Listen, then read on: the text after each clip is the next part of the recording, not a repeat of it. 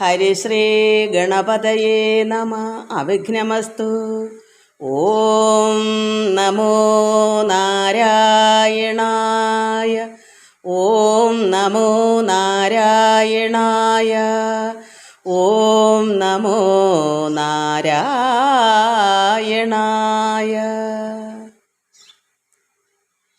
കൃഷ്ണ രാമ ഹരേ കൃഷ്ണ രാമ ഹരേ കൃഷ്ണ രാമ ഹരേ നാരായണ. കൃഷ്ണ രാമ ഹരേ കൃഷ്ണ രാമ ഹരേ വൃഷ്ണിവംശോത്ഭവ കൈതൊഴുന്നീൻ. അച്യുതൻ്റെ ഗുണം കേട്ടു കേട്ടാവോളം ഇച്ഛ മറ്റൊന്നിലും കൈവരാ നിർണയം. വിശ്വനാഥോദയം കേൾപ്പതിനും മഹാ പാപികൾക്കെത്തുമോ കൃഷ്ണ രാമ ഹരേ. അച്യുതൻ്റെ ഗുണം കേട്ടു കേട്ടാവോളം ഇച്ഛ മറ്റൊന്നിലും കൈവരാ നിർണയം. വിശ്വനാഥോദയം കേൾപ്പതിനും മഹാപാപികൾക്കെത്തുമോ കൃഷ്ണ രാമ ഹരേ കൃഷ്ണ രാമ ഹരേ കൃഷ്ണ രാമ ഹരേ കൃഷ്ണ രാമ ഹരേ വാസുദേവ. കൃഷ്ണ രാമ ഹരേ കൃഷ്ണ രാമ ഹരേ വൃഷ്ണിവംശോത്ഭവ കൈതൊഴുന്നീൻ. ആഭിമുഖ്യം വരും പുണ്യപൂരത്തിനാൽ ആദിനാഥൻ കൃപാലേശമുള്ളോർക്കുടൻ ശാപമുണ്ടായ ശേഷം പരീക്ഷിത്തിനങ്ങ് യേശിപോൽ പണ്ടതും കൃഷ്ണ രാമ ഹരേ. ആഭിമുഖ്യം വരും പുണ്യപൂരത്തിനാൽ ആദിനാഥൻ കൃപാലേശമുള്ളോർക്കുടൻ ശാപമുണ്ടായ ശേഷം പരീക്ഷിത്തിനങ്ങ് യേശിപോൽ പണ്ടതും കൃഷ്ണ രാമ ഹരേ കൃഷ്ണ രാമ ഹരേ കൃഷ്ണ രാമ ഹരേ കൃഷ്ണ രാമ ഹരേ നാരായണ. കൃഷ്ണ രാമ ഹരേ കൃഷ്ണ രാമ ഹരേ വൃഷ്ണിവംശോത്ഭവ കൈതൊഴുന്നീൻ. സർവഭക്തമക്കൾക്കും എൻ്റെ വിനിതമായ പ്രണാമം. എല്ലാവർക്കും നന്മയും ശാന്തിയും സമാധാനവും എല്ലാ സുഖങ്ങളും ഉണ്ടാകണമേ എന്ന് പ്രാർത്ഥിക്കുന്നു. ഓം ലോകാ സമസ്ത സുഖിനോ ഭവന്തു.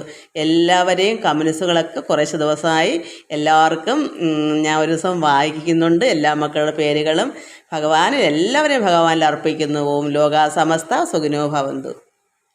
നമ്മളിവിടെ നാരദ യുധിഷ്ഠിര സംവാദമാണ് വായിക്കുന്നത്. എന്ന് വെച്ചാൽ ഭഗവാൻ ദേവന്മാരുടെ പക്ഷം നിന്നും കൊണ്ട് അസുരന്മാരെ വധിക്കുന്നതെന്ന് പരീക്ഷിത മഹാരാജാവ് ശ്രീശുക മഹാവിനോട് ചോദിച്ച്. അപ്പോൾ അത് അങ്ങനെ ഒരു സംഭവം ഇല്ല. അതിനെപ്പറ്റിയുള്ള കാര്യങ്ങളാണ് ഇവിടെ പറയുന്നത്. കർമ്മവാസന, നമ്മൾ ചെയ്യുന്ന കർമ്മങ്ങളുടെ ഫലങ്ങളാണ്. അപ്പോൾ ഇവിടെ ദുഷ്ടനെന്നും നല്ലവനെന്നും ഇല്ല. അവിടെ ദുഷ്ടത്തരം ചെയ്യുന്നവർക്ക് ശിക്ഷയുണ്ട്, അത്രയേ ഉള്ളൂ. അതാണ് ഇവിടെ പറഞ്ഞുകൊണ്ടിരിക്കുന്നത്. ഇനി അതുകൊണ്ട് ഇവിടെ യുധിഷ്ഠിരനോട് നാരദ മഹാമുനി പറഞ്ഞ കാര്യങ്ങളാണ്. അത് എങ്ങനെ വെച്ചാൽ ഇതെല്ലാം ഇവിടെ രാഗദ്വേഷാദിയാം സർവകർമ്മങ്ങളും ഇവിടെ നടക്കുന്ന സംസാര ബന്ധങ്ങൾ, ഈ ലോകത്തിലുള്ള കാര്യങ്ങളെല്ലാം സംസാരമാണല്ലോ, സംസാര ദുഃഖങ്ങളെന്ന് പറയും. ആ സംസാര ബന്ധമെല്ലാം സർവവും ഭഗവാന്റെ മായയാണ്. മായാമയമെന്നറിയടോ. സർവാത്മകനുടെ മായയ്ക്ക് അരുതാതെ സർവ്വലോകങ്ങളില്ല ഒരു വസ്തുവും ഭഗവാൻ അറിയാത്തതായി, ഭഗവാന്റെ മായയ്ക്ക് അരുതാത്തത് യാതൊന്നും തന്നെ ഇവിടെ ഇല്ല. സർവം അധീനമത്രേ മഹാമായയ. ഇതെല്ലാം ഭഗവാന്റെ അധീനതയിൽ തന്നെയാണ് ഇരിക്കുന്നത്. അത് അല്ലാതെ മറ്റൊന്നല്ല. ഇതെല്ലാം ഭഗവാന്റെ തന്നെയാണ്. അത് ഭഗവാന്റെ മായ, ഭഗവാന്റെ അധീനതയിൽ തന്നെയാണ് ഇരിക്കുന്നത്. സർവ ആശ്രയൻ ഭഗവാൻ എന്നറിയുന്ന എല്ലാവരുടെക്കും ആശ്രയമായിരിക്കുന്നു ഭഗവാൻ. അതാണെന്ന് അറിയുക. അവിടെ യാതൊരു പക്ഷാഭേദവുമില്ല. അപ്പോൾ ഭഗവാൻ സർവ്വർക്കും ആശ്രയമാകുന്നു. സർവകാലാത്മാവിനെ സർവബോധാഗ്ര സർവബോധങ്ങളാലും പരിസേവിക്കുക. നമ്മുടെ ബുദ്ധി, നമുക്ക് എത്രമാത്രം ഭഗവാനെ സേവിക്കാം, നമ്മുടെ ഉള്ളിൽ ബോധത്തോടുകൂടി ഭഗവാനെ സേവിക്കുക. സേവാ പ്രകാരങ്ങളുണ്ട് അനേകം വിധം, ഒരുപാട് രീതിയിൽ ഭഗവാനെ നമുക്ക് സേവിക്കാം. അതിൻ്റെ പ്രകാരം ഉപകാരങ്ങൾ എങ്ങനെയെന്ന് വെച്ചാൽ ഒരുപാട് രീതിയിലുണ്ട്. നമുക്ക് ഏത് രീതി വേണമെങ്കിലും എടുക്കാം. അതെങ്ങനെയാണെന്ന് വെച്ചാൽ സേവയ്ക്ക് ഒന്നാമത്തെ കാര്യം ഭക്തിയാണ് ആധാരം. നമ്മുടെ ഭക്തി പോലെ ഭഗവാനെ എത്രമാത്രം ഉള്ളിൽ നമ്മൾ ഭഗവാനെ സേവിക്കാൻ നിർത്തുന്നത് ഭഗവാന് വേണ്ടി ചെയ്യുക എന്നാ നമുക്ക് അത്രത്തോളം ഭക്തിയാണ്. ആ ഭക്തി ആധാരമാണ്. ചുവട് ഭക്തി തന്നെ വേണം. ഭക്തി ഇല്ലാതെ ഒരു കർമ്മം ചെയ്തിട്ടും ഫലമില്ല. അതാണ് ഭക്തിയോഗം. അപ്പോൾ എന്ത് വേണം നമ്മൾ ഭഗവാൻ ഇപ്പം നമുക്ക് ഇപ്പം തന്നെ ഞാൻ ഈ ചെയ്യുന്നത് ഭഗവാന്റെ നാമങ്ങൾ, ഭഗവാന്റെ വചനങ്ങൾ, ഈ ഭാഗവതത്തിൻ്റെ എന്തെങ്കിലും അല്പമെങ്കിലും അറിയാമെങ്കിൽ അത് മറ്റുള്ളവർക്ക് കൊടുക്കുന്നത് ഞാൻ ഭഗവാന്റെ സേവയല്ലേ ചെയ്യുന്നത്. അത് ഭക്തിപൂർവ്വം ചെയ്യണം എന്നുള്ളതാണ്. അത് ഒരു കപടമില്ലാതെ നിഷ്ഫലം, അത് ഒരാഗ്രഹമില്ലാതെ ഒന്നിനെയും ഫലം ആഗ്രഹിക്കാതെ പിന്നെ സത്യസന്ധമായിട്ട് ഉള്ള അറിവ് എങ്ങനെ വെച്ചാൽ അതിലൊരു കപടമില്ലാതെ ഭക്തിയോടുകൂടി നമ്മൾ ചെയ്യുന്നതാണ് ഒന്നാമത്തെ ഒരു ഭക്തിക്ക് ആധാരം. അപ്പോൾ അത് ഞാൻ യഥാർത്ഥമായ ഭക്തിയോടുകൂടി ചെയ്യുവാണെങ്കിൽ അത് ഭഗവാൻ ഇഷ്ടപ്പെടും. അതേസമയം ഞാൻ ദുഷ്കർമ്മമാണ് ചെയ്യുന്നത്, കപടത്തോടുകൂടി ഞാൻ എന്തെങ്കിലും ഫലം ആഗ്രഹിച്ച് ഇതിൽ നിന്നും ഞാൻ കുറേ നേടിയെടുക്കാന്നുള്ള രീതിയിൽ കാപട്യമായിട്ട് ഭക്തി ഇല്ല, അവർക്ക് ഇവിടെ ഭക്തി ഉണ്ടാകത്തില്ലല്ലോ. കാപട്യക്കാരന് ഒരിക്കലും ഭക്തി വരത്തില്ലല്ലോ. അവർക്ക് ഈ ലോക ജീവിതത്തിൽ എന്തെങ്കിലുമൊക്കെ വാരി കൂട്ടണം, ഇങ്ങനെ എന്തെങ്കിലും തൊഴിൽ ചെയ്ത് ജീവിക്കണം. അത് കാപട്യമായാലെന്താ, എങ്ങനെയെങ്കിലും ജീവിക്കാനുള്ള ചിന്തയുള്ളവർക്ക് ഭക്തി ഉണ്ടാകത്തില്ല. ഭക്തി വേണമെങ്കിൽ നമുക്ക് ഫലേച്ഛ കൂടാതെ കർമ്മം ചെയ്യണം. ഭഗവാൻ എന്നുള്ള ചിന്ത നമ്മുടെ ഉള്ളിലുണ്ടെങ്കിൽ നമ്മൾ ഒരു ഫലവും ആഗ്രഹിക്കത്തില്ല. അപ്പോൾ ഒരു കർമ്മം അത് മനസ്സിലായേ. അപ്പോൾ ഭഗവാന്റെ സേവ എങ്ങനെയാണ്. അതുപോലെ എന്തെല്ലാം ജീവിതം, ഒരു മൃഗത്തിനെ നമ്മൾ വയ്യാത്ത ഒരാളിനെയോ ഒരു മൃഗത്തിനെയോ നമ്മൾ രക്ഷിക്കുക, അതും ഭഗവാനുള്ള ഭക്തി ഉള്ളവർ മാത്രമേ അങ്ങനെ ചെയ്യുള്ളൂ. കാരണം ആ ജീവനിലും ഈശ്വരനാണ്, ആ ദുഃഖിക്കുന്നതും ഈശ്വരനാണ്. അപ്പോൾ നമ്മളെ ദുഃഖമായി കാണുന്നത്. അങ്ങനെ എന്തെല്ലാം രീതിയിൽ നമുക്കിന്ന് ലോകത്ത് ഒരുപാട് രീതി ഉണ്ട്. എല്ലാം പുണ്യമായി ചെയ്യുന്ന എല്ലാം ഭഗവാൻ ഇഷ്ടമാണ്. നമ്മൾ കപടം കാണിക്കാതിരുന്നാൽ മതി. സത്യമായി പെരുമാറണം, അസത്യം പാലിക്കരുത്. അപ്പോൾ നോക്കുമ്പോൾ സർവബോധങ്ങളാലും പരിസേവിക്കുക. സേവാപ്രകാരങ്ങളുണ്ട് അനേക രീതി വിധം. സേവയ്ക്ക് എന്താ വേണ്ടേ? ഭക്തിയാണ് ആധാരമാകുന്നത്. അപ്പോൾ ഭക്തിയോടുകൂടി നമ്മൾ ചെയ്യണം. അങ്ങനെ ധ്യാനം നിരതനാകുന്നത് ഭക്തി താൻ. ധ്യാനം പലവിധമുണ്ട് ചൊല്ലിയിടുവാൻ, പല രീതിയിലുണ്ട്, അത് ഞാൻ പറയാം. അപ്പോൾ ധ്യാനം നിരതനാകുന്നു, എപ്പോഴും ധ്യാനത്തിൽ നിരന്തരമായി ചെയ്യുന്നു. ഭക്തിയുണ്ടെങ്കിൽ നമ്മളെപ്പോഴും കർമ്മനിഷ്ഠയോട് ചെയ്യും, എല്ലാം കൃത്യനിഷ്ഠയായിരിക്കും. ഒരു ഭഗവാനിൽ ഭക്തി ഉണ്ടെങ്കിൽ ഇവിടെ മഴയും ഇടിയൊക്കെ ആകുന്നതുകൊണ്ട് തന്നെ എൻ്റെ മനസ്സിലെന്താ, ഇത് വൈകുന്നേരത്ത് വെച്ചേക്കുന്ന ഇതൊന്നും എനിക്ക് പറയാൻ പറ്റത്തില്ലല്ലോ, ഇന്ന് മഴയാവുമല്ലോ, അതുകൊണ്ട് ഞാൻ നേരത്തെ ഇതെൻ്റെ ഒരു വെപ്രാളമാണ്. ഇത് മറ്റുള്ളവർക്ക് കൊടുക്കാനുള്ളൊരു ഭഗവാനുള്ള സ്നേഹവും ഭക്തിയും ഉള്ളതുകൊണ്ടാണ്. വയ്യെങ്കിൽ പോലും എനിക്ക് ആവും എന്നുള്ള രീതിയിൽ എൻ്റെ മനസ്സിന് ചിലപ്പോൾ വയ്യാതെ കാണും. ഉഷ്ണമൊക്കെ വരും. ഇപ്പം മഴ വന്നപ്പോൾ ഇവിടെ സമയത്തിന് ഇപ്പോൾ രാവിലെയൊക്കെ ഇത് ചെയ്തില്ല എന്നുണ്ടെങ്കിൽ വൈകിട്ട് ഇത് നടക്കത്തില്ല, കറണ്ട് കാണത്തില്ല, വെട്ടം കിട്ടത്തില്ല. പിന്നെയാണെങ്കിൽ എന്തൊക്കെയോ ഇടിയും മഴയൊക്കെ ആകുമ്പോൾ നമുക്ക് ബുദ്ധിമുട്ട് വരും. അപ്പോൾ നമ്മൾ എന്ത് വേണം? കൃത്യനിഷ്ഠ മുടങ്ങാതിരിക്കാൻ കഴിയുന്നിടത്തോളം നമ്മൾ ഭഗവാനോടുള്ള ചിന്തയും സ്നേഹവും ഭക്തി ഉണ്ടെങ്കിൽ നമ്മളത് മുടങ്ങത്തില്ല എന്നുള്ളതാണ്. അപ്പോൾ ആ കൃത്യനിഷ്ഠയാണ് ഭഗവാൻ ഇഷ്ടം. അതേസമയം ഇന്ന് മഴയൊക്കെയാണ്, എന്നപ്പോൾ നാളെ എങ്ങാനും ആവട്ടെ, അങ്ങനെ ഒരു ഉദാസീനത കാണിക്കാൻ ഇതിന് ഭക്തി എന്ന് പറയാൻ പറ്റത്തില്ല. ഭക്തി എന്ന് പറയുന്നത് കൃത്യനിഷ്ഠ കൂടുതലാണ്, അങ്ങേയറ്റം വേണം. ഞാൻ എൻ്റെ ജനിച്ച നാളോട്ട്, എൻ്റെ അറിവുള്ള നാളോട്ട് എനിക്ക് കൃത്യനിഷ്ഠ ഏതിലും ഉണ്ടായിരുന്നു. ലൗകികമായതിലും കൃത്യനിഷ്ഠയുണ്ട്, എല്ലാത്തിലും കൃത്യനിഷ്ഠയുണ്ട്. അതെനിക്ക് അങ്ങനൊരു ജന്മസിദ്ധമായി കിട്ടിയിട്ടുണ്ട്. വയ്യെങ്കിൽ പോലും ചിലപ്പോൾ നമുക്ക് മനുഷ്യ ശരീരമല്ലേ, ശരീരത്തിന് എല്ലായ്പ്പോഴും ഒരുപോലെ അല്ലല്ലോ. ചിലപ്പോൾ സൗണ്ട് അടയ്ക്കും, ചിലപ്പോൾ നാമം ചെല്ലാൻ പറ്റാതാവും. അപ്പോൾ ചില മക്കൾ ചോദിക്കും, അമ്മ ഇന്ന് എന്താ ഇങ്ങനെയെന്ന് ചോദിച്ചിട്ടുണ്ട്. കാരണം അവരറിയുന്നു നമ്മുടെ ശരീരത്തിൻ്റെ ദുഃഖങ്ങളും വിഷമങ്ങളും ആരോഗ്യാവസ്ഥകളൊക്കെ. അപ്പോൾ പ്രായത്തിൻ്റെ ഇതൊന്നും അവർക്ക് ചിന്തയില്ല. പക്ഷേ എനിക്ക് ഇത് അറിയാം, ഭഗവാനും അറിയാം, അറിവുള്ളവർക്കൊക്കെ മനസ്സിലാവും. എന്നും ഒന്നുപോലെ അല്ല എന്നുള്ളത്. നമുക്ക് കാലങ്ങളുടെ അന്തരീക്ഷങ്ങളുടെ വ്യതിയാനങ്ങൾ വരുമ്പോൾ നമ്മുടെ ശരീരം എടുത്തെടുത്ത് പറയും. മഴ വരുമ്പോൾ ഒരവസ്ഥ, ഉഷ്ണം വരുമ്പോൾ ഒരവസ്ഥ. അപ്പോഴൊക്കെ നമുക്ക് വാദമുള്ളവർക്കൊക്കെ അത് കൂടുകയും കുറയും. ഇങ്ങനെയെല്ലാം പല രീതിയുണ്ട്. എന്നാലും എൻ്റെ ഭഗവാൻ, ഞാൻ ഒരു ദിവസം ഞാൻ കട്ടിലിൽ കിടന്നും കൊണ്ട് ഞാൻ എടുത്ത് ചെയ്തത് എന്തെങ്കിലും പറഞ്ഞു വിട്ടു. കാരണം എന്താ, അന്ന് എനിക്ക് എണീക്കാൻ വയ്യ, നടുവയ്യ, അവിടെ കിടക്കാമായിരുന്നു. അപ്പോൾ അങ്ങനെ എന്താ ചെയ്യുന്നത്? ഭക്തി, ഭഗവാനുള്ള ഭക്തി. അത് മക്കളെ മനസ്സിലാക്കണം. നമുക്ക് ഒന്നാം സ്ഥാനം ഭഗവാന് കൊടുക്കണം. ബൈബിളും പറയുന്നത്, നിൻ്റെ യഹോവയായ ഈശ്വരനെ, ദൈവത്തിനെ നീ ഒന്നാം സ്ഥാനം കൊടുക്കണം, രണ്ടാം സ്ഥാനം മാതാപിതാക്കൾ, കാണപ്പെട്ട അമ്മയ്ക്കും അച്ഛനും, അങ്ങനെ ഓരോരോ കാര്യങ്ങളുണ്ട്. ഇതെല്ലാം നമ്മൾ മനസ്സിലാക്കി കഴിയുമ്പോൾ ഭക്തി എങ്ങനെയാണെന്ന് അത് മനസ്സിലാവും. അല്ലാതെ രണ്ടാം സ്ഥാനം കൊടുക്കുന്നത് എങ്ങനെയാണ്? നമ്മുടെ കാര്യങ്ങളും മഴയൊക്കെ അല്ലയോ, മറ്റ് കാര്യങ്ങൾ ലോകത്തിലുള്ള കാര്യങ്ങളൊക്കെ നമുക്ക് പുറം ലോകമൊക്കെ കണ്ടിട്ട് രാത്രി അല്ലയോ അപ്പോഴാവട്ടെ. പക്ഷെ നടക്കുമോ? ഇല്ല. അത് മുന്നേ എൻ്റെ അമ്മയൊക്കെ അങ്ങനെ ഞങ്ങളെ പഠിപ്പിച്ചേക്കുന്നത്. നമുക്ക് അന്ന് കിണറൊക്കെ നമ്മുടെ ദൂരെയാണ്, അപ്പോൾ വെള്ളവും വിറവും ഒക്കെ അന്ന് വേണം. അന്ന് ഗ്യാസൊന്നുമില്ല. അതൊക്കെ മുന്നേ കൊണ്ടുവയ്ക്കണം, സമയത്തിന് തപ്പത്തില്ല. എല്ലാം നേരത്തെ കൂട്ടി നാളേക്കുള്ളത് ഇന്നലെ നമ്മൾ കരുതണം. അങ്ങനെയുള്ളൊരു അമ്മയായിരുന്നു. അത് എന്നെ പഠിപ്പിച്ചതുകൊണ്ടാണ് ഞാനും ഇങ്ങനെ. അപ്പോൾ അത് പഠിപ്പിച്ചതല്ല, അവർ ചെയ്ത കണ്ടതാണ്. എന്നെ ആരും പഠിപ്പിച്ചിട്ടില്ല ഒന്നും. അമ്മ ചെയ്യുന്ന കണ്ട് പഠിച്ചു, അത്രയേ ഉള്ളൂ. അതുകൊണ്ട് അങ്ങനെ ഒരു ജീവിതം എനിക്ക് ഇന്ന് വരെ മുന്നേ കരുതൊക്കെ ഉണ്ട്. വയ്യായ്മ ഉണ്ടെങ്കിൽ നമ്മൾ ഒരു ദിവസം ഇന്നൊന്ന് കിടക്കണമെന്നുണ്ടെങ്കിൽ നമ്മൾ നേരത്തെ കരുതണം, അത്രയേ ഉള്ളൂ. അപ്പോൾ എന്താ ധ്യാന നിരതനാകുന്നത് ഭക്തിതാൻ. അപ്പോൾ അങ്ങനെയുള്ള ഭക്തിയും എല്ലാം ധ്യാനം പലവിധമുണ്ട്. അപ്പോൾ സർവത്ര നേരവും നിരന്തരമായി നമ്മൾ ഭഗവാനെ ധ്യാനിക്കണമെങ്കിൽ അത് ഭക്തി തന്നെ വേണം. ധ്യാനം പലവിധമുണ്ട് ചൊല്ലിയിടുവൻ ഗോപി. അത് ഒന്നെന്താണ്? പലവിധത്തിൽ ഒന്ന് ഗോപി ജനങ്ങൾ കാമിച്ചു കൊണ്ടന്വഹം ഗോപിക കാന്തനിൽ. അപ്പോൾ ഗോപിക കാന്തനിൽ ഭഗവാനിൽ കാമിച്ചു, ആഗ്രഹം കാമം. അപ്പോൾ ഗോപികമാർക്ക് ഭഗവാനോടുള്ള കാമം കൊണ്ട് ഗോപിക കാന്തനിൽ ഭഗവാനിൽ അങ്ങനെ ഭക്തി വർദ്ധിച്ചു, ഭഗവാനെ സ്നേഹിച്ചു. എങ്ങനെയാ? അത്രത്തോളം ഭഗവാനെ ആഗ്രഹിച്ചു ഗോപികൾ. അപ്പോൾ അങ്ങനെ ഒരു ധ്യാനം, അതും ഒരു ധ്യാനം. എപ്പോഴും കണ്ണൻ കണ്ണൻ കണ്ണൻ, കൃഷ്ണൻ കൃഷ്ണൻ എന്നുള്ള ആ ഒരു സ്നേഹം, ആ ഒരു ആഗ്രഹം. അതായത് ഭഗവാൻ എൻ്റെ കാന്തനാണ്, എൻ്റെ കാന്തനാ. ഇങ്ങനെ എല്ലാ ഗോപികമാരും അതിനെന്താ ക്രീഡ നടത്തിയപ്പോൾ സർവ്വ ഗോപികമാർക്കും ഭഗവാൻ എല്ലാവരിലും 16,008 ഗോപികമാരുണ്ടെങ്കിൽ അവരിലെല്ലാം ഭഗവാൻ നിന്നില്ലേ ഒരേ സമയം? എന്താ കാരണം?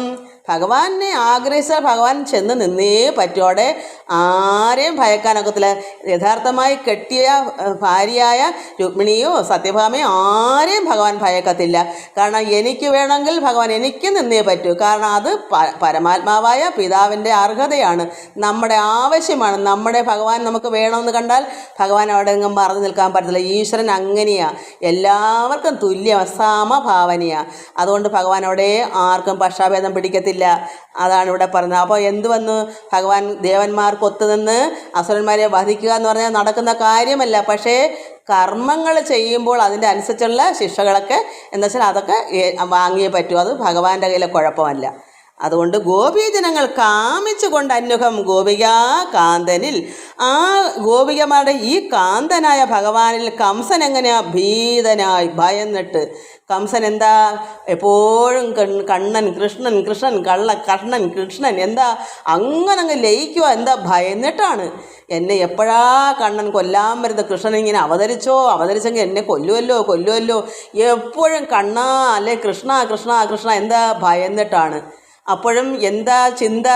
ഭഗവാൻ തന്നെയാണ് ഉള്ളിലങ്ങനെ പ്രതിഷ്ഠിച്ചങ്ങ് വെച്ചു കംസൻ. അപ്പോൾ പിന്നെ അവർക്ക് സായുജ്യം കൊടുക്കണ്ടേ? പക്ഷെ ഭയന്നിട്ടാണെന്നേ ഉള്ളൂ. ഗോപികമാരെന്താ ആഗ്രഹം കാമം കൊണ്ടാണെങ്കിൽ ഇവിടെ കംസൻ എങ്ങനെ ചെയ്തു? ഭയന്നിട്ട് ചെയ്തു. അപ്പോൾ എത്ര ആയി? പല വിധത്തിൽ 2 എണ്ണമായി. പിന്നെ ദേഷ്യം മുഴുത്ത് ശിശുപാലനാദിയാണ് ദന്തവക്ത്രനും ശിശുപാലനും എങ്ങനെ വന്നു? ദേഷ്യം, വൈരാഗ്യം, ശത്രുത, അത് അങ്ങനെ അത് മുഴുത്ത് അവനോ കണ്ണനോ അല്ലെ കൃഷ്ണനോ അവനെ ഞാൻ കൊല്ലും എന്ന് തിരിച്ച് ചെയ്യുമെന്ന്. ശിശുപാലൻ കണ്ണനെ കൃഷ്ണനെ കിട്ടിയാൽ കൊല്ലണം എന്നുള്ള വൈരാഗ്യം.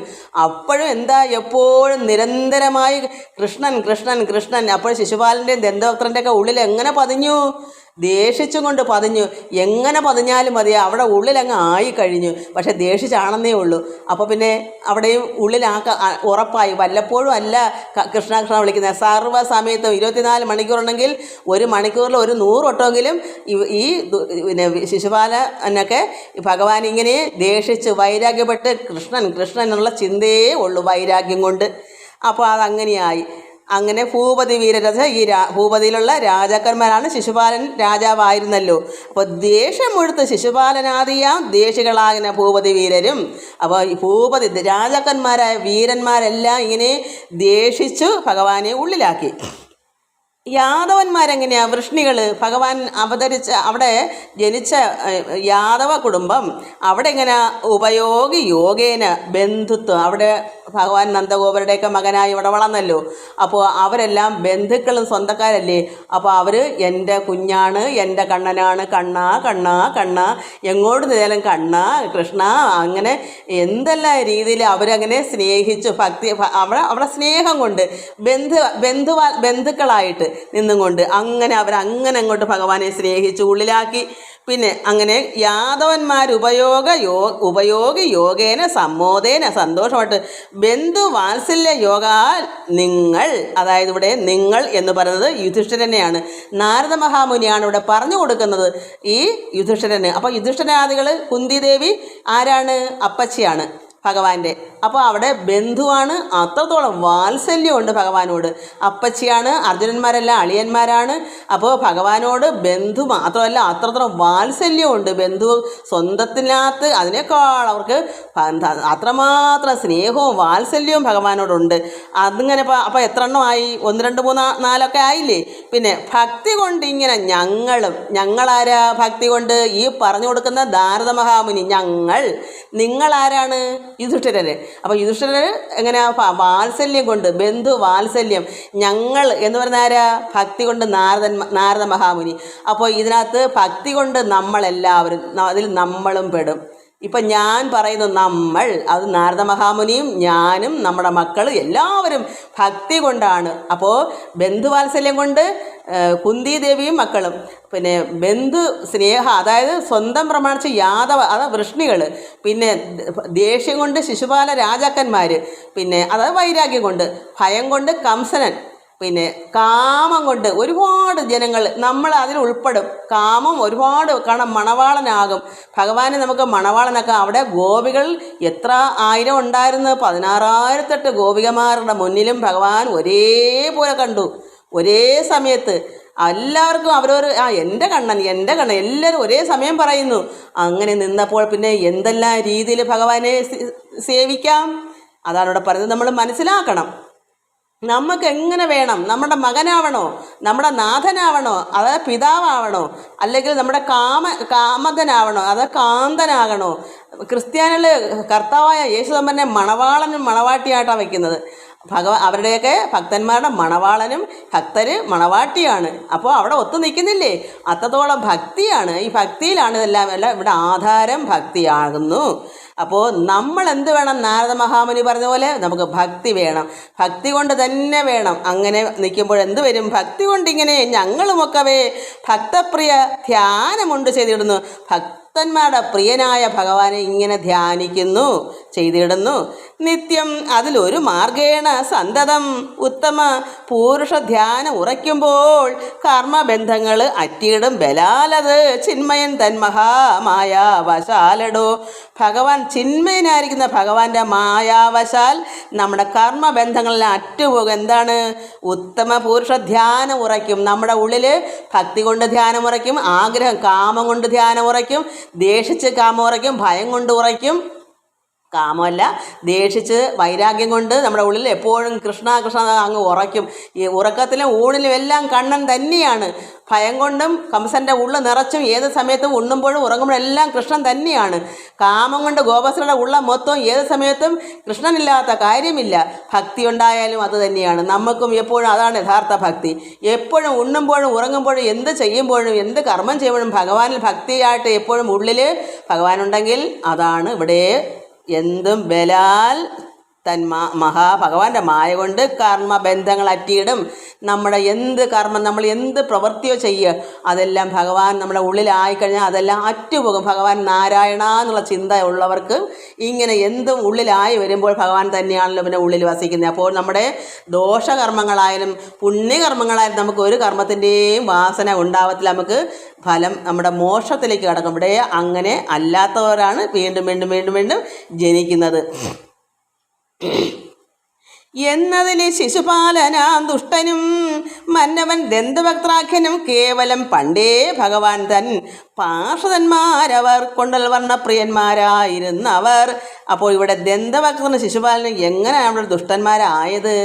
അവർ യഥാർത്ഥത്തിൽ ഭഗവാന്റെ പാർഷദന്മാരായിരുന്നു. അവരെന്ത് പിഴച്ചു? ഒന്നും തെറ്റ് ചെയ്തില്ല, അല്പം തെറ്റ് ചെയ്തതേ ഉള്ളൂ. അത് തെറ്റെന്നൊന്നും പറയാനും പറ്റില്ല. അവരെ ഭഗവാന്റെ പിന്നെ വാതിൽക്കൽ അവരെ സെക്യൂരിറ്റി ആയിട്ട് നിർത്തും നമ്മൾ പറയത്തില്ലേ, അതുപോലെ നിർത്തി. ആളറിയാതെ ആരവിടെ ചെന്നു? ഭക്തന്മാരായ മഹർഷിമാർ ചെന്നപ്പോൾ വിട്ടില്ല. അതുകൊണ്ട് ഇവിടെ പാർഷദന്മാരെന്ന് പറഞ്ഞാൽ ഭഗവാന്റെ ദ്വാരപാലന്മാർ വൈകുണ്ഠത്തിലെ. അപ്പോൾ മന്നവൻ ദന്തവക്ത്രാഖ്യനും കേവലം ശിശുപാലനും എന്നതിൽ ഈ ശിശുപാലനും ദന്തവക്തനൊക്കെ അവിടുത്തെ ഭൂപതി വീരന്മാരാണ്. അവർ ദ്വേഷിച്ചാണ് ഭഗവാനെ ഇങ്ങനെ ശത്രുക്കളാകുന്നത്. എന്നിട്ട് അവർക്ക് എന്തുകൊണ്ടാണ് ഇവിടെ ഗതി ലഭിച്ചത് എന്നുള്ളതിനെ പറ്റിയാണ് ഇവിടെ പറയാൻ പോകുന്നത്. അപ്പോൾ എന്നതിൽ ശിശുപാലനാം ദുഷ്ടനും മന്നവൻ ദന്തവക്ത്രാഖ്യനും കേവലം പണ്ടേ ഭഗവാന്റെ പാർഷദന്മാരവർ. കൊണ്ടലവർണ്ണ പ്രിയന്മാരായിരുന്നു, ഭഗവാന്റെ പ്രിയന്മാരായിരുന്നവരാണ് ഈ ദന്തവക്ത്രനും ശിശുപാലനും. ആരായിരുന്നു? ജയവിജയന്മാരായിരുന്നു. വിപ്രശാപത്താൽ പദച്യുതരായിതെന്നുൾപ്പൂവിൽ അൻപോടറിയാ മഹാമതി. വിപ്രശാപത്താൽ, അതായത് സനകാദി മഹർഷിമാർ ലോകം മൊത്തവും സഞ്ചരിച്ച് അപ്പോൾ ഭഗവാന്റെ കഥകളും പറഞ്ഞ് കീർത്തനങ്ങളും പാടി സ്തുതിച്ച് സർവ്വലോകർക്കും നന്മ അരുളി അനുഗ്രഹം കൊടുത്ത് നടക്കുന്ന സനകാദി മഹർഷിമാർ എതിർച്ചയാ ലോകം ചുറ്റിക്കറങ്ങി നടന്ന സമയത്ത് അവിടെ ദ്വാരകയിൽ പിന്നെ വൈകുണ്ഠത്തിൽ ചെന്നു ഭഗവാനെ കാണാനായിട്ട്. അവിടെ ചെന്നപ്പോൾ എന്ത് വന്നു? ഈ പാർഷദന്മാരായിരിക്കുന്ന ദേവജന്മാർ കടത്തിവിട്ടില്ല. ദ്വാരപാലന്മാരായിട്ട് നിന്നത് അവരായിരുന്നു. കടത്തി വിടാഞ്ഞപ്പോൾ ഇവരെന്ത് ചെയ്തു? വിപ്രശാപത്താൽ, ഈ മഹർഷിമാരുടെ ശാപം കൊണ്ട് പദച്യുതരായി നിന്ന സ്ഥാനത്തുനിന്ന് താഴേക്ക് പോയി. എങ്ങനെ പോയി? അവർ ശപിച്ചു. വിപ്രന്മാർ ശപിച്ചു. നിന്ന സ്ഥാനത്തു നിന്ന് അവരെങ്ങോട്ട് പോയി? പദച്യുതരായതെന്ന ഉൾപ്പൂൽ അൻപോടറിയ മഹാമതേ. എങ്ങനെ അവർ വന്നത്? യുദ്ധം മുനീന്ദ്രോക്തികൾ കേട്ട് ധർമാത്മജൻ തത്ര വന്ദിച്ച് ചോദിച്ചതു സാദരം. അവർ എങ്ങനെയാണ് മുനീന്ദ്രോ ഉക്തികൾ കേട്ടു? അതായത് നാരദ മഹാമുനി ഇങ്ങനെ പറഞ്ഞു. ആരോട്? ധർമാത്മജൻ എന്ന് വെച്ചാൽ യുധിഷ്ഠിരനോട് പറഞ്ഞു. അവർ യഥാർത്ഥത്തിൽ അവർ ഭഗവാന്റെ പിന്നെ ആരായിരുന്നു? പ്രിയന്മാരായിരുന്നു. അവർ ഭഗവാന്റെ പാർഷദന്മാരായിരുന്നു. ശിശുപാലനും ദന്തഭക്തനും അവർക്ക് ഒരു കുറ്റവും ഉള്ളവരല്ലായിരുന്നു. അപ്പോൾ എന്താണ് കാരണമെന്ന് നാരദ മഹാമുനിയുടെ വാക്കുകൾ കേട്ടപ്പോൾ യുധിഷ്ഠിരൻ ചോദിക്കുന്നു. തത്ര വന്ദിച്ച് ചോദിച്ചത് സാദരം. മുന്നം ജഗന്മയനായ നാരായണൻ തന്നുടെ പാർഷദന്മാരായിരിപ്പവർ തമ്മേ ശപിച്ചത് ആര് എന്തിനെന്നുള്ളതും ചെമ്മേ സകലം അരുൾ ചെയ്യുക വേണമേ. എന്തിനാ ഇവരെ ശപിച്ചത്? ഭഗവാന്റെ പാർഷദന്മാരായിട്ട് നിന്നപ്പോൾ ഇവരെ ശപിക്കാനുള്ള കാരണം എന്താണ്? ആരാണ് ശപിച്ചത് എന്നിവിടെ ധർമാത്മജൻ, അതായത് യുധിഷ്ഠിരൻ നാരദ മഹാമുനിയോട് ചോദിച്ചു. ഇത്രയും ഭഗവാന്റെ ഭക്തപ്രിയരായിരുന്നെങ്കിൽ ഇവരെങ്ങനെ ഇവിടെ ഈ ശിശുപാലനും ദന്തഭക്തനുമായിട്ട് ഇവിടെ വന്നു ഭൂമിയിൽ?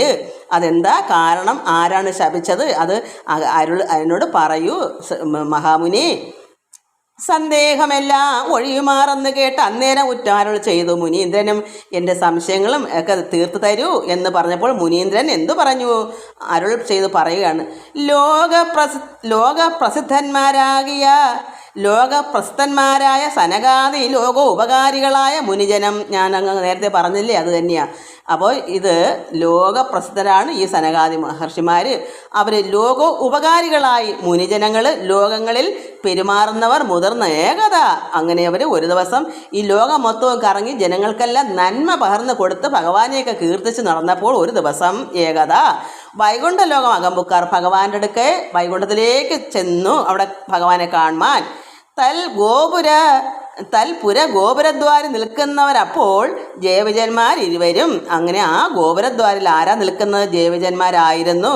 മുൽപ്പുക്ക് ചെമ്മേ തടുത്താർ കടപ്പതിന് ഇപ്പോൾ അവസരം അല്ല എന്ന് അവരുടെ നിർബന്ധം ആഹന്ത കണ്ട് അതിൻമൂലം അങ്ങ് ഉൾപ്പൂവിലാമാർ അറിഞ്ഞവരന്തര.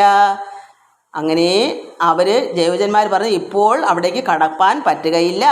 മുൽപ്പൊക്ക് ചെമ്മയെ അങ്ങനെ തടുത്ത് നിർത്തി. ഇപ്പോഴവിടേക്ക് കടന്നു പോകണ്ട, അതിനവസരം ഇപ്പോഴില്ല. അങ്ങനെ നിർബന്ധം പിടിച്ചപ്പോൾ കണ്ടതിന് മൂലം അങ്ങ് ഉൾപ്പൂവിലാമാർ അറിഞ്ഞവർ അന്തര വിദ്രുതം അങ്ങ് കടപ്പതിന് ആഗ്രഹം തത്ര. അപ്പോൾ അവർക്ക് അങ്ങ് കടന്ന് ഭഗവാനെ കണ്ടുള്ളാമയത്ത് ആഗ്രഹവും അത്ര നീങ്ങിയിടുവിനെന്ന് അരുൾ ചെയ്തുകൂടാൻ. അങ്ങനെ അങ്ങോട്ട് ഇപ്പോൾ കടപ്പാൻ പറ്റത്തില്ല എന്ന് പറഞ്ഞതനുസരിച്ച് തിക്കിക്കടന്ന അളവ് അച്യുതാജ്ഞാവശാൽ അങ്ങനെ തിക്കി അവർ അങ്ങനെ കടക്കാനായിട്ട് അച്യുതൻ്റെ ആജ്ഞാവശാൽ ഒക്കെ ഒക്കെ തുടർന്ന് ഇടപെട്ടത് കാരണം അങ്ങനെ അവർ നീങ്ങി നിൽക്കുന്നതല്ല പറഞ്ഞിങ്ങനെ അവർ തങ്ങളിൽ എന്തെങ്കിലും പ്രശ്നങ്ങൾ വരുമല്ലോ. ഒരാൾ കടന്നു പോകണമെന്നും മറ്റേ കടത്ത് വിടത്തില്ല എന്നും അപ്പോൾ അവിടെ തർക്കം വന്നു പോകുമല്ലോ. അങ്ങനെ ജൈവജന്മാർ വിടത്തില്ലെന്നും ഇവർ കടന്ന് ഭഗവാനെ കാണണമെന്നും എന്നെല്ലാം പറഞ്ഞപ്പോൾ എന്ത് വന്നു, അവർക്ക് കടത്തി വിടാന്ന് പറഞ്ഞാൽ അവർക്ക് ദേഷ്യം വന്ന്. മുനികളല്ലേ, സനകാദി മുനികളല്ലേ, ഭഗവാൻ അത് അറിയുന്നുമില്ലല്ലോ ഇങ്ങനെ ഇവർ ചെല്ലുന്നത്. പക്ഷേ ഇവർക്ക് ഈ ജൈവജന്മാർക്ക് അറിയത്തില്ല, ഇവർ യഥാർത്ഥ ജ്ഞാനികളാണ്, മഹർഷിമാരാണ് എന്നൊന്നും ഈ ആൾ ആരാന്ന് പോലും ഈ ജൈവജന്മാർക്ക് അറിയില്ല.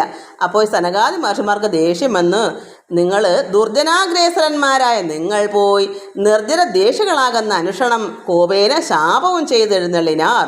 അപ്പോൾ എന്താ നിങ്ങൾ ശ്രേഷ്ഠന്മാരായ ദുർജനമായിട്ട് ഉള്ള നിങ്ങളാണ്, അത് നിങ്ങൾ നിർജ്ജന ദേഷികളാണ്, നിങ്ങൾ അസുരന്മാരായി പോകട്ടെ എന്ന് അനുക്ഷണം കോപേന ശാപവും ചെയ്ത് എഴുന്നള്ളിനാർ. അങ്ങനെ അവർ ശാപിച്ചിട്ട് പോയി. എന്താ കാരണം, നിങ്ങൾ ശ്രേഷ്ഠനായ അത്രമാത്രം ഉഗ്രമായ ദുഷ്ടന്മാരാണ്, ദുർജനങ്ങളാണ്, ദുർജനാഗ്രേസരന്മാരാകിയ ശ്രേഷ്ഠരായ ദുർജനങ്ങളായ നിങ്ങൾ അത് കടത്തി വിടാഞ്ഞപ്പോൾ അവരെ ജൈവജന്മാർ ദുർജനൻ എന്ന് പറഞ്ഞു. ദുഷ്ടന്മാരായ നിങ്ങൾ നിർജ്ജന ദ്വേഷികൾ, അതായത് നിങ്ങൾ അസുരന്മാരായി പോകട്ടെ എന്ന് അവർ പെട്ടെന്ന് തന്നെ കോപിച്ച് ശപിച്ചു. അങ്ങനെ അവർ എഴുന്നള്ളിനാർ. അങ്ങനെ അവർ പോയി. താപസന്മാർ അതുകാലം അങ്ങനെ ഈ താപസന്മാർ എഴുന്നള്ളി പോയപ്പോൾ, താപസന്മാരെന്ന് വെച്ചാൽ ഈ മുനിമാർ സനകാദി മഹർഷിമാർ കോപിച്ച് എഴുന്നള്ളിനാർ താപസന്മാർ. അപ്പോൾ അതുകാലം അഭീഷ്ടതൻ ഭഗവാൻ അവിടേക്ക് ചെന്നു പ്രത്യക്ഷമായി. ഈ ഒരു മനസ്സ് ഇങ്ങനെ വന്നപ്പോൾ ഭഗവാൻ അവിടേക്ക് പെട്ടെന്ന് തന്നെ ചെന്ന് താൻ അവർ തൻ മനോവേഗം അത്യാനന്ദമോടനുസരിച്ചിടുവാൻ. അപ്പോൾ അവരുടെ എന്തായാലും ശപിച്ചു പോയില്ലേ, ജൈവജന്മാർ ഭഗവാന്റെ ഭക്തന്മാരാണ്, പ്രിയന്മാരാണ്. പക്ഷേ അതിനേക്കാളും ഭക്തന്മാരാണ് സനകാദി മഹർഷിമാർ. അപ്പോൾ ഇവരെ ഇങ്ങനെ ശപിച്ചെന്നറിഞ്ഞപ്പോൾ ഭഗവാനും വിഷമമായി. കാരണം ഭഗവാന്റെ ഗോപുരദ്വാരത്തിൽ നിൽക്കുന്ന പാർഷദന്മാരാണല്ലോ, പാർഷദന്മാരെന്ന് വെച്ചാൽ സെക്യൂരിറ്റികൾ. അപ്പോൾ ഭഗവാൻ എന്ത് ചെയ്ത് അത് അനുസരിക്കാനല്ലേ പറ്റുകയുള്ളൂ. അതുകൊണ്ട് അത്യാനന്ദമോട് അനുസരിക്കാൻ പറഞ്ഞു നിങ്ങൾ എന്ത് ചെയ്യണം, നിങ്ങൾ എന്തായാലും അസുരന്മാരായി പോകും. അപ്പോൾ എന്നാലും ശപിച്ചു പോയില്ലേ, അതുകൊണ്ട് നിങ്ങൾ സാധുജനങ്ങളെയും എന്നെയും അതായത് ഭഗവാനെയും ആദി വളർത്തണം. വിരോധിച്ച് ഇനി സമയം പോയല്ലോ, ഇനി ഒരു 3 ജന്മം ഞാൻ ഒടുക്കത്തിങ്ങ് ചേർന്ന് കൊള്ളുന്നത് അനുഗ്രഹിച്ചിട്ട് ഞാൻ. അങ്ങനെ ഭഗവാൻ എന്ത് ചെയ്ത് സാധു ഭക്തന്മാരെയും എല്ലാവരെയും നിങ്ങൾ എന്താ പറയുന്നത്, ആദ്യ വളർത്തണം, എല്ലാവരെയും നിങ്ങൾ ഉപദ്രവിക്കണം, ഭഗവാനെയും ഉപദ്രവിക്കണം. എന്താ കാരണം, എന്നാലല്ലേ ഭഗവാനും വധിക്കാൻ പറ്റത്തുള്ളൂ. അതുകൊണ്ട് ഭഗവാനെയും അതായത് 3 ജന്മം ഇങ്ങനെ നടക്കണം. ആദ്യം വളർത്ത് വിരോധിച്ച് ഇനി ഒരു 3 ജന്മം ഞാൻ വധിച്ച് കൊടുക്കാം, നിങ്ങൾക്ക് എന്നിൽ ചേരാം. ഇതാണ് ഇവിടെ കൊടുത്തേക്ക്. നമുക്ക് നിർത്താം മക്കളെ, സമയം ഒത്തിരി അങ്ങ് ഞാൻ 25 മിനിറ്റ് എന്ന് കാര്യം പറയുമ്പോൾ ഇങ്ങനെ അങ്ങ് പൊക്കോളും സമയം. എല്ലാവർക്കും നമസ്കാരം. നമുക്ക് നാളെ ഇതിൻ്റെ ബാക്കി വായിക്കാം. എല്ലാവർക്കും നമസ്കാരം. ഓം ലോക. ഇത് കേൾക്കാൻ കൊള്ളാവുന്നതാണ്, നിങ്ങളിത് കേൾക്കണം, നാളെ ഇത് കേൾക്കണം. എല്ലാവർക്കും മുടങ്ങാതെ കേൾക്കണം മക്കളെ. ഭക്തി ഒരു കൃത്യനിഷ്ഠയാക്കി വെക്കണം. ദിവസേന ഇതെല്ലാവരും കേൾക്കണം. എൻ്റെ അറിവേ ഉള്ളൂ, എനിക്ക് അല്പം അറിവേ ഉള്ളൂ. അത് നിങ്ങളത് ഭക്തിപൂർവ്വം ഭഗവാനെ, ഈ അമ്മയ്ക്ക് അറിവൊന്നും ഇല്ലാത്ത അമ്മയാണ്, അത് അതൊക്കെ ഒരു കപടമില്ലാതെയാണ് ആ അമ്മ ഞങ്ങൾക്ക് പറഞ്ഞു തരുന്നത്. അതുകൊണ്ട് ഭഗവാൻ അവരുടെ വാക്ക് ഞങ്ങളെ കേൾപ്പിക്കണമേ എന്ന് പറയുക. അത്രേ എനിക്ക് പറയാൻ പറ്റും മക്കളെ. എനിക്ക് അറിവില്ലല്ലോ, ഉള്ള അറിവിനെ നിങ്ങൾ കേൾക്കുക. അത് ഉള്ളത് ഭക്തിപൂർവ്വം കേൾക്കുക എന്നുള്ളതാണ്. ഒരുപാട് കേൾക്കണമെന്നല്ല, ഉള്ള അറിവ് അത് ഭക്തിപൂർവ്വം കേൾക്കുന്ന ഭഗവാന് ഇഷ്ടമാവും. സർവത്ര അല്ല എന്തോ പറയാ, ഓം ലോക സമസ്ത സുഖിനോ ഭവന്ത്. ഹരി ഓം ഹരി ഓം ഹരി ഓം. മറന്നുപോയി.